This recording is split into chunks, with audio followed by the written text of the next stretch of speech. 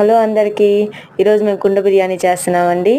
ఇదిగోండి చెక్క, ఇలాచి, సాజీరా, బిర్యానీ ఆకు, పెద్ద ఇలాచి, ధనియాలు వేసుకొని బాగా దాన్ని వేపుకొని గ్రైండ్ చేసి పక్కన పెట్టుకోవాలండి. ఇప్పుడు చికెన్లో కొంచెం పసుపు, కారము, అల్లం వెల్లుల్లి పేస్టు, పుదీనా, కొత్తిమీర, పెరుగు,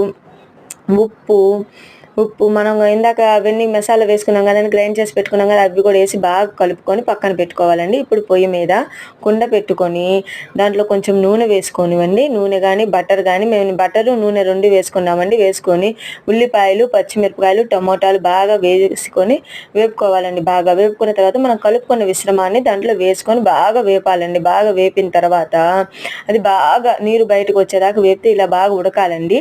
ఉడికిన తర్వాత మనం అన్నంని ఎసురు తీసుకుంటాం కదా, ఆ నీళ్లు కూడా వేసి బాగా దాన్ని ఆ ఫ్లేవర్ అంతా నీటికి తగిలేదాకా పెట్టుకోవాలి. ఉప్పు సరిపోయిందా లేదో చూసుకోండి.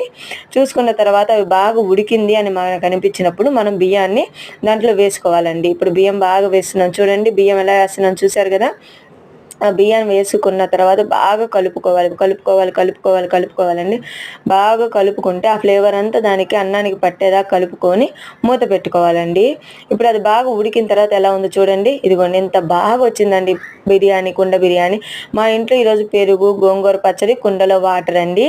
ఈ బిర్యానీ మీరు లైక్ చేసి, షేర్ చేసి, సబ్స్క్రైబ్ చేస్తారని నమ్ముచున్నామండి. కుండ బిర్యానీ కూడా ట్రై చేయండి, బాగుంటుంది, రుచిగా ఉంటుంది. ట్రై చేస్తారని నమ్ముచున్నాం.